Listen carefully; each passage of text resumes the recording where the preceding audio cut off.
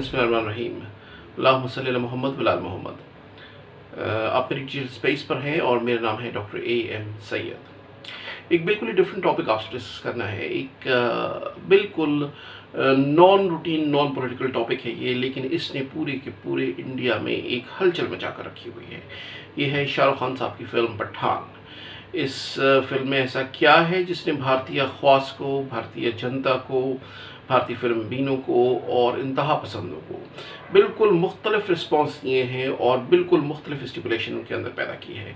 एक आग लगा दी है, अगर ये कहा जाए तो गलत ना होगा। इस फिल्म में कुछ ख़ास है जिसके बारे में डिस्कस करना है आपसे, क्योंकि इस फिल्म पे इस कदर मजहबी इंतहा पसंदी पैदा हुई है जिसने इंडिया के सेकुलर फेस को बिल्कुल उरियां करके रख दिया है। 25 जनवरी को पठान दुनिया भर में रिलीज़ हुई है और दुनिया भर के प्लेटफॉर्म पर रिलीज़ हो चुकी है। प्री बुकिंग्स के नए रैकेट्स बना दिए हैं इस मूवी ने।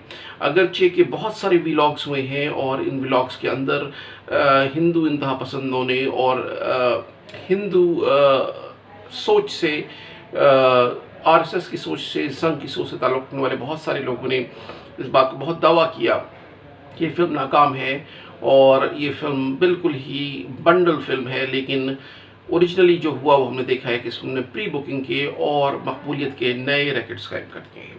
पठान का एक गीत है जिसका नाम है बेशरम रंग। इसको हिंदू इंतहा पसंदों ने इंतहाई शदीद तनकीद का निशाना बनाया। शायद यही वो बेसिक वजह बनी है जिससे फिल्म इस कदर मुतनाज़ हो गई है।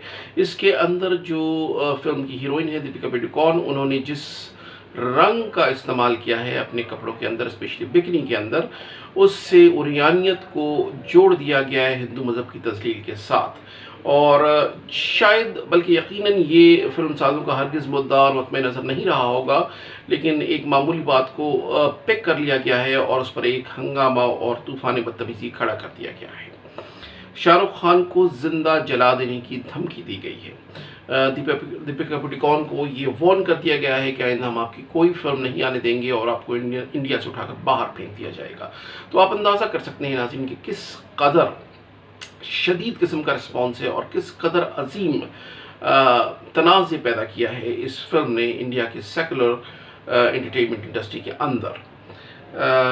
खान 57 साल के होने वाले हैं और 57 साल एक ऐसी एज है जो किसी भी हीरो के कैरियर का डिसाइडिंग मोमेंट साबित हो सकता है और ये फिल्म खान के कैरियर को डिसाइड करेगी। इस पे आगे चल के डिस्कस करते हैं हम। और ये फिल्म खान को या तो इस्टेब्लिश कर देगी या खान मंजर आम से गायब हो जाएंगे। फिल्म में बढ़ती हुई अदम बर्दाश्त और बढ़ता हुआ तशद्दुद और माशरे में एक दूसरे को बर्दाश्त ना करने की रवायत, एक दूसरे के मजहबी, सियासी, अखलाकी और एक दूसरे के साथ समाजी अनासर जो इंडिया में शायद किसी ज़माने में बहुत ज़्यादा मरबूत और बाहम गुंधे हुए रहे हैं, उनकी अलहदगी का शाखसाना साबित हुई है फिल्म। और उसने बिल्कुल ये वाज़े किया है कि इंडिया एक डायकॉटमी का शिकार है जिसमें हिंदू इंतहा पसंद एक साइड खड़े हुए हैं और बाकी तमाम लिबरल इंडिया दूसरी साइड पर खड़ा हुआ है। पठान के मुस्लिम टाइटल से भी लोग बहुत नाराज़ हुए और बादी नज़र में समझा गया कि शायद मुसलमानों के ख़ास फ्रैक्शंस को, जिनको पठान कहा जाता है, उनकी प्रमोशन के लिए ये फिल्म बनाई गई है और ऐसा ही कुछ तासुर दिया गया बहुत सारे व्लॉग्स के अंदर जो प्रायर फिल्म रिलीज़ इस्तेमाल हुए और जो आए हैं। एक और बड़ा मसला हुआ कि इस फिल्म को थ्रेटन किया गया, इसकी प्री रिलीज़ को, इसके ट्रेलर्स को इंडिया के अंदर, लेकिन बुर्ज खलीफा जो शायद दुनिया की सबसे बड़ी इमारत है उस पर टोटल फुल प्रोजेक्शन के साथ इस फिल्म का ट्रेलर जब चलाया गया तो इससे इंडिया में एक और कस्म की आग भड़क उठी और हसद ने इंतहा पसंदों को झुलसा कर रख दिया। दीपिका की ज़ाफ़रानी बिकनी, जैसा कि वो कहते हैं कि गिरवा बिकनी, हमेशा तनाज़े में रही है जब से ये फिल्म का लॉन्च अनाउंस किया गया है और इससे लगता ये था कि ये नेगेटिव पॉइंट साबित होगी फिल्म के लिए, लेकिन ये कंट्रोवर्सी फिल्म को मज़ीद अपने अंदर शायकीन खींच लेने की सलाहियत से मालामाल कर गई है। बॉलीवुड को एक मंसूबाबंदी के तहत बदनाम किया जा रहा है, ऐसा कहना है बहुत सारे जो है बॉलीवुड डायरेक्टर्स का और एक्टर्स का और सीनियर कलाकारों का। उनका ये कहना है कि एंटरटेनमेंट इंडस्ट्री को बिला वजह मुतनाज़ करने की कोशिश की जा रही है। पाकिस्तान दुश्मनी और का जो एक कॉन्सेप्ट लेके फिरती है इंडियन इंडस्ट्री, और जैसा कि संघ का कहना है कि यही कॉन्सेप्ट जो है वो प्रोजेक्ट होना चाहिए। इस फिल्म से संघ के ख्याल में, आरएसएस के ख्याल में और हिंदू इंतहा पसंदों के ख्याल में इस कॉन्सेप्ट पर ज़रब लगी है और पाकिस्तान दुश्मनी को नज़रअंदाज करके पाकिस्तान के लिए सॉफ्ट कॉर्नर पैदा करने की कोशिश की गई है, ऐसा कहना है हिंदू इंतहा पसंदों का मूवी की रिलीज़ से पहले और मूवी रिलीज़ के दरमियान भी। बॉक्स ऑफिस की बात करते हैं। वर्ल्ड वाइड तौर पर तकरीबन जो है दुनिया भर में 2200 सिनेमाओं पर रिलीज़ होने वाली ये फिल्म है, और इंडिया भर में ओवरऑल इंडिया 5500 से ज़्यादा सिनेमास पर रिलीज़ की गई है। तो इससे आप फिल्म के वाइड स्कोप का और इंटरनेशनल अपील का अंदाज़ा लगा सकते हैं कि किस दर्जे की ये फिल्म साबित होगी। पहले रोज़ ही इसने अपने 54 करोड़ से ज़्यादा जो है वो कमाए हैं, जो बजाते खुद एक इंडियन इंडस्ट्री में खुद एक रैकेट है कि किसी भी फिल्म ने अपने डेब्यू और प्रीमियर के दिन जो है इस कदर ज़्यादा पैसा नहीं कमाया है। फिल्म की रिलीज़ से कबल, फिल्म की रिलीज़ के दरमियान और अभी भी सोशल मीडिया पर एक हंगाम मचा हुआ है फिल्म के रिलीज़ के साथ ही, और हामियान और मुखालफान के दरमियान जो है एक बाकायदा लफ्ज़ी जंग जारी है। बहुत सारे व्लॉग इससे किए गए हैं हिंदू इंतहा पसंदों की तरफ से और हिंदू इंतहा पसंदों के हक़ में नरम गोशा रखने वाले व्लॉगर्स की तरफ से, जिसमें इस फिल्म को बिल्कुल ही वाहियात, लग़्व, उरियानियत का शाहकार और बंडल करार दिया गया, यही वर्ड इस्तेमाल किया गया है कि बिल्कुल बेकार फिल्म है। इसके मुकाबले में बहुत सारे लोग, बहुत सारे टेक्निकल डायरेक्टर्स और बाकी जो लोग हैं उन्होंने फिल्म की कामयाबी के दावे किए हैं, जो बहरहाल सच साबित हुए हैं। थोड़ा सा इसका क्रिटिकल एनालिसिस देख लेते हैं फिल्म का। इसका बजट जो है वो बहुत बड़ा बजट है, शायद इंडियन इंडस्ट्री में फिल्म साजी के अंदर किसी फिल्म का भी इतना बड़ा बजट ना रहा हो। 250 करोड़ रुपए का बजट रखा गया है, यानी 2 अरब 50 करोड़ रुपए का बजट रखा गया है, और इसमें से एक बड़ा हिस्सा इसकी प्रमोशनल कैंपेन के लिए इस्तेमाल हुआ है। कास्ट में शाहरुख खान हैं, दीपिका पादुकोण हैं, जॉन अब्राहम हैं, और गेस्ट अपीयरेंस दी है सलमान खान ने। तो कास्ट एक इंतहाई भरपूर कास्ट है और स्टार स्टडेड कास्ट है, इससे इनकार नहीं किया जा सकता है। यूट्यूब की जहाँ तक बात है, क्योंकि सोशल मीडिया का ये प्लेटफॉर्म आजकल मूवीज़ की रेटिंग्स के लिए इस्तेमाल होने वाले चंद बुनियादी अनासर में से शामिल है, तो यूट्यूब के अंदर जो है तकरीबन 5 करोड़ मरतबा उसका प्रमोशनल सॉन्ग देखा जा चुका है, और ये रिलीज़ से पहले की बात है। अगर अभी बात करें तो शायद इसने 6 से 7 करोड़ का हिस्सा क्रॉस कर लिया है।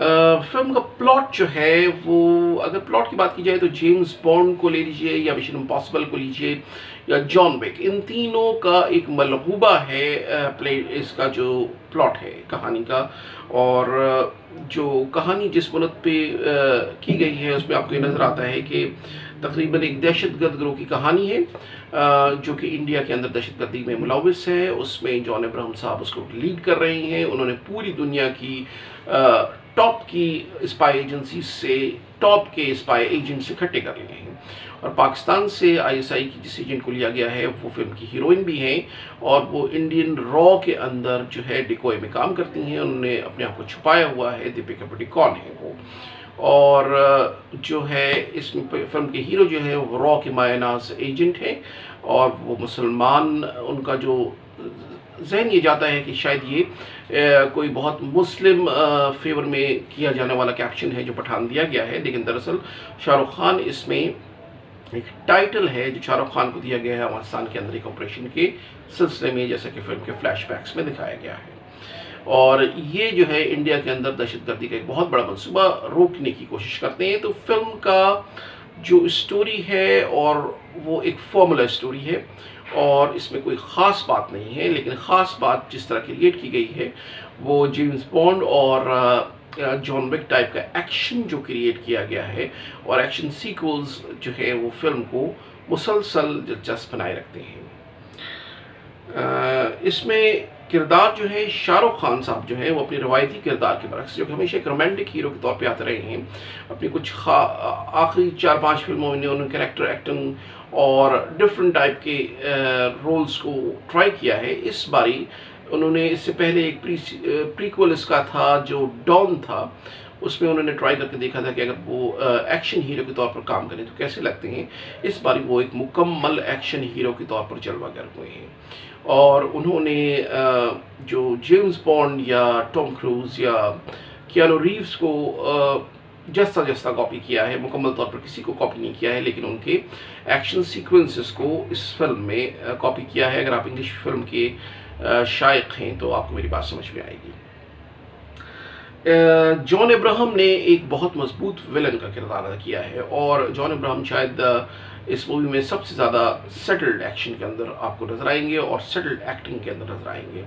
दीपिका पादुकोण का कैरेक्टर जो है इस फिल्म में बहुत इंपॉर्टेंट का हामिल है, लेकिन ये सेक्स अपील के इर्द गिर्द लिपटा नजर आता है और इनकी एक्टिंग अगर जानदार रही भी है तो इसको सेक्स अपील ने इसको जो है वो कैमोफ्लेज कर दिया है। दीपिका हर जगह अपने बोल्ड लुक को इस्तेमाल करती हुई नजर आई हैं और फिल्म में जा बजा शायकीन की दिलदारी के लिए दीपिका ने बहुत मुख्तसर कपड़े भी पहने हैं। सलमान खान की एंट्री एक गेस्ट एंट्री है और एक सीक्वेंस एक्शन सीक्वेंस के अंदर इनकी एंट्री है और सलमान खान जैसा कि वो अपना दबंग के वक्त से जो एक्टिंग करते आए हैं उसी एक्टिंग में हमको नजर आए हैं, उसमें कोई ख़ास बात डिफरेंट नहीं है। अगर कहानी का तकनीकी और तनकीदी जायजा लिया जाए जो शायद सलमान खान की एंट्री जो है हमको जायद नज़र आती है और फिल्म में इसकी कोई ख़ास ज़रूरत नहीं होनी चाहिए थी, लेकिन बहरहाल इस एंट्री ने शायकीन को और फिल्म बीनों को बहुत पुरजोश किया होगा।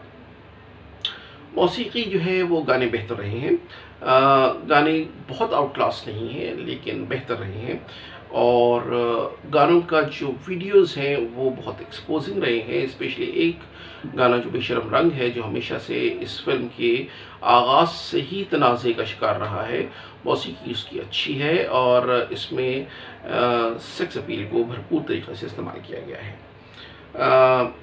मिक्स मसाला जो है रवायती इंडिया पाकिस्तान झड़प को और तनाज़े को इसको सेंटर ऑफ द प्लॉट बनाया गया है और ये मरकज़ी नुक्ता है। फिल्म जो है वो एक मिक्स मसाला टाइप फिल्म रही है।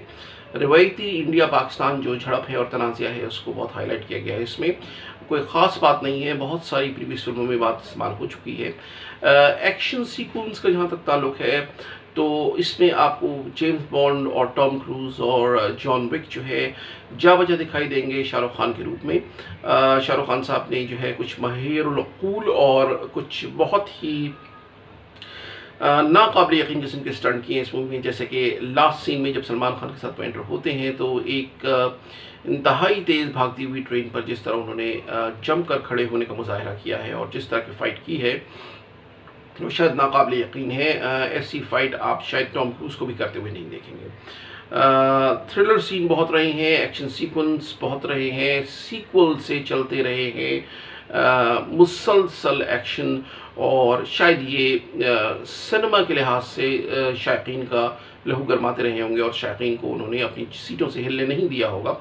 लेकिन अगर आप तनकीदी तौर पर तज्ज़िया करें मूवी का तो सीन्स जो हैं वो कमज़ोर रहे हैं। मोहब्बत का उनसर जो है फिल्म के अंदर बिल्कुल कम रहा है, बजाय इसके जो है वो सिडक्शन और सेक्स अपील ज़्यादा रही है। ये कहानी की डिमांड भी थी क्योंकि एक ऐसी ISI एजेंट जो कि रॉ के अंदर इंडक्टेड हैं और वो रॉ के मेन मास्टर स्पाई को अपनी तरफ जो है वो माइल करना चाहती हैं ताकि उनसे ज़्यादा से ज़्यादा मालूमात हासिल की जा सकें और उनके प्लान को नाकाम बनाया जा सके। तो ये शायद मूवी की डिमांड भी थी। मोहब्बत का आंसर बहरहाल इसमें कम रहा है। क्लब डांस है, म्यूज़िक क्लब डांस रहा है, बहुत ज़्यादा जो है वो रोमांटिक म्यूज़िक नहीं रहा है। सिर्फ एक गाने को अगर छोड़ के जो उसका मरकज़ी गाना है अगर हम देखें तो मौसीकी कोई बहुत आला भी नहीं रही है। बहुत ज़्यादा आउटडोर खर्च किया गया है और वो खर्च आपको नज़र आ रहा है और आउटडोर लोकेशंस पर और उनकी अरेंजमेंट्स पर बेइंतहा खर्चा नज़र आता है। कुल मिलाकर अगर हम उसको सम अप करें तो ये एक कामयाब जो है फिल्म रही है और कामयाब जो फॉर्मूला फिल्म को हम उसका नाम दे सकते हैं। और अगर इसको हम आर्ट कैटेगरी में लेने की कोशिश करेंगे तो एक ज़्यादती होगी, लेकिन अगर हम इसको जो है वो रेगुलर कैटेगरी में इंडियन फिल्म की लेंगे तो ये एक बहुत कामयाब फिल्म रहेगी और साबित भी कर रही है फिल्म। तकरीबन अभी अगर आप मैं गलत नहीं हूँ तो 10 अरब रुपए से ज़्यादा का बिज़नेस कर चुकी है। और इस कदर अजीम बिज़नेस ने उन सारे नाक़दीन पे और उन सारे लोगों पर जिन्होंने वीलॉग्स कर करके जो है हमारे कान पका दिए थे कि ये फ़िल्म इंतहाई बेकार है, नाकाम है और शायद बॉक्स ऑफिस से पहले हफ्ते में उतर जाएगी, उन सब के न सिर्फ फ़ोटो को मुहर बंद कर दिया है, बल्कि शायद उनको अपनी आरा पर दोबारा रिकन्सिडर करने की ज़रूरत है। अगर आप अच्छे व्लॉगर हैं और आपको ये लगता है कि आपका पिछला एनालिसिस सही नहीं निकला, तो ज़रूरत इस बात की है कि आप एक और व्लॉग कीजिए और उसमें इस बात का तज़किया कीजिए कि आपकी पहली वाली राय से रुजू जो किया है आपने, उसकी ज़रूरत है, वो गलत क्यों साबित हुई और अब ओरिजिनल फैक्ट्स क्या हैं। बहरहाल जो आखिरी बातें करने की ये है कि बहुत अरसे से बॉलीवुड में कहा जा रहा था कि जो खान्स हैं सलमान खान और शाहरुख खान, आमिर खान, इनका ईरा अब ओवर होने को है, लेकिन हमको ये लगता है इस फिल्म के बाद कि शाहरुख खान साहब मज़ीद इस्टेब्लिश रहेंगे, 5-7 साल मज़ीद इंडस्ट्री में रहेंगे और शायद राज ही करते रहेंगे, किंग खान ही रहेंगे और इस बारी वो एक एक्शन हीरो के तौर पर हमको नज़र आएंगे और बड़े लेवल की, बड़े बजट की एक्शन फिल्म्स किया करेंगे।